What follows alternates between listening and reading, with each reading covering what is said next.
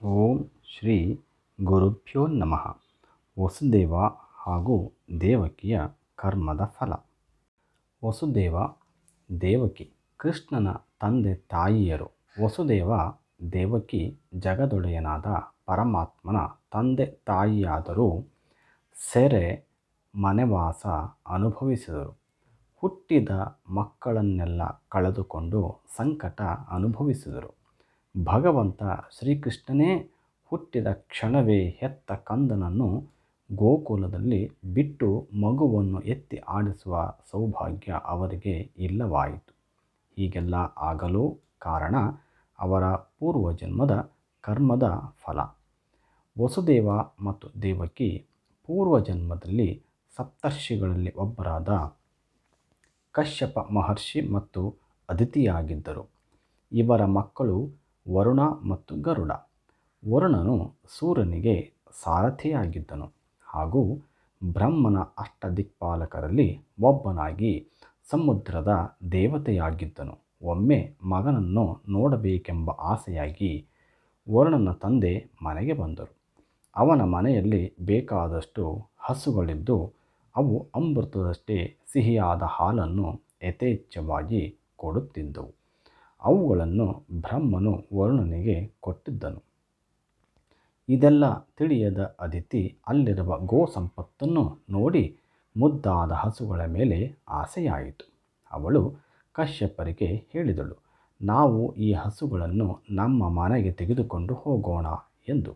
ಅದಕ್ಕೆ ಅವರು, ನಮ್ಮ ಮನೆಯಲ್ಲಿ ಬೇಕಾದಷ್ಟು ಗೋ ಸಂಪತ್ತು ಇದೆಯಲ್ಲ, ಇದು ಏಕೆ ಎಂದು ಕೇಳಿದಾಗ ಅದಿತಿ ಹೇಳಿದಳು, ಇವುಗಳಷ್ಟು ಲಕ್ಷಣವಾದ ಅಮೃತದಂಥ ಹಾಲು ಕೊಡುವ ಹಸುಗಳನ್ನು ನಾನು ನೋಡೇ ಇರಲಿಲ್ಲ.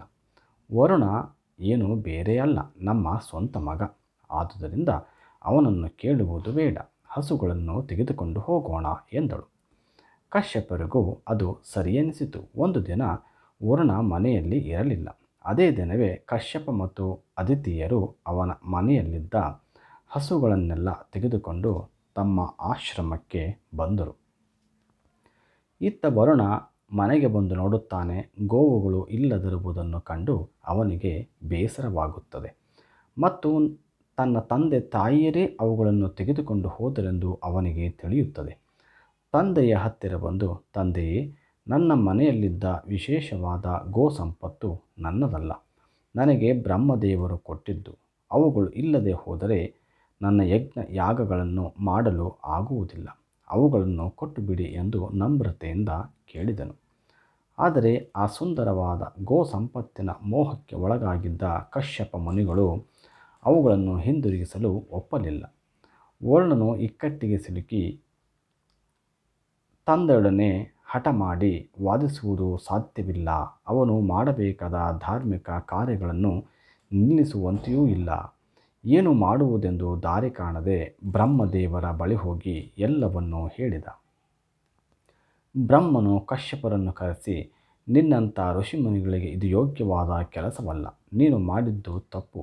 ಯೋಗ್ಯನಾದ ಋಷಿಯಾಗಿರದ ಕಾರಣ ನಿನ್ನನ್ನು ಕ್ಷಮಿಸಲು ಸಾಧ್ಯವಿಲ್ಲ. ಆದ್ದರಿಂದ ನೀನು ಭೂಲೋಕದಲ್ಲಿ ಜನಿಸಿ ಕಣ್ಣೆದುರಿಗೆ ಆಗುವ ಅನ್ಯಾಯಗಳನ್ನೆಲ್ಲ ನೋಡಿ ಏನೂ ಮಾಡಲಾಗದ ಅಸಹಾಯಕನಾಗಿ ಒದ್ದಾಡುವಂತಾಗು ಎಂದು ಶಾಪ ಕೊಟ್ಟನು. ಆಗ ಕಶ್ಯಪರಿಗೆ ತನ್ನ ತಪ್ಪಿನ ಅರಿವಾಗಿ ತಾನು ಮಾಡಿದ್ದು ತಪ್ಪು ಎಂದು ಅರ್ಥವಾಗಿ ಶಾಪ ವಿಮೋಚನೆಗಾಗಿ ಭಗವಂತನನ್ನು ಧ್ಯಾನ ಮಾಡಿದರು. ಅವರ ಪ್ರಾರ್ಥನೆಗೆ ಒಲಿದ ಭಗವಂತನು ಪ್ರತ್ಯಕ್ಷನಾಗಿ, ದಂಪತಿಗಳಾದ ನೀವಿಬ್ಬರೂ ಸೇರಿ ತಪ್ಪು ಮಾಡಿದ್ದೀರಿ. ಕರ್ಮಫಲವನ್ನು ಅನುಭವಿಸಲೇಬೇಕು. ಯಾರಿಂದಲೂ ತಪ್ಪಿಸಲು ಸಾಧ್ಯವಿಲ್ಲ. ಆದರೆ ನೀನು ದೊಡ್ಡ ತಪಸ್ವಿಯಾದ ಕಾರಣ ಭೂಲೋಕದಲ್ಲಿ ನೀನು ಜನಿಸಿದಾಗ ಮುಂದೆ ದ್ವಾಪರದ ಶ್ರೀಕೃಷ್ಣನ ಅವತಾರದಲ್ಲಿ ನಿಮ್ಮ ಮಗನಾಗಿ ನಾನೇ ಜನಿಸಿ ನಿಮ್ಮನ್ನು ಬಂಧನದಿಂದ ಬಿಡುಗಡೆ ಮಾಡುತ್ತೇನೆ ಎಂದು ವರವನ್ನು ಕೊಟ್ಟನು. ಈ ವರದಿಂದಾಗಿ ಕಶ್ಯಪ ಅದಿತಿಯರ ಮಗನಾಗಿ ಶ್ರೀಕೃಷ್ಣ ಜನಿಸಿದನು. ವಸುದೇವ ದೇವಕಿಯರು ತಮ್ಮ ಕರ್ಮಫಲ ಕಳೆದುಕೊಳ್ಳುವುದಕ್ಕಾಗಿ ದುಷ್ಟ ಕಂಸನ ಕಾರಣದಿಂದ ಸೆರೆಯಲ್ಲಿದ್ದು ನಡೆಯುತ್ತಿದ್ದ ತಪ್ಪುಗಳನ್ನೆಲ್ಲ ಕಣ್ಣಿನಿಂದ ನೋಡುತ್ತಾ ಏನೂ ಮಾಡಲಾಗದೆ ಕರಳು ಕಿತ್ತು ಬರುವಂತಹ ಕಷ್ಟಗಳನ್ನು ಸಹಿಸಿಕೊಳ್ಳಬೇಕಾಯಿತು. ಸಂಬಂಧಿಗಳೇ ಆಗಲಿ, ಹೆತ್ತ ಮಕ್ಕಳೇ ಆಗಿರಲಿ, ಇನ್ನೊಬ್ಬರ ಸಂಪತ್ತನ್ನು ಅಪಹರಿಸಿದರೆ ಅದರ ಕರ್ಮದ ಫಲವನ್ನು ಅನುಭವಿಸಿಯೇ ಕಳೆದುಕೊಳ್ಳಬೇಕು ಎಂಬುದಕ್ಕೆ ಇದೊಂದು ಉದಾಹರಣೆಯಾಗಿದೆ. ಸರ್ವೇ ಜನ ಸುಖಿನೋ ಭವಂತು.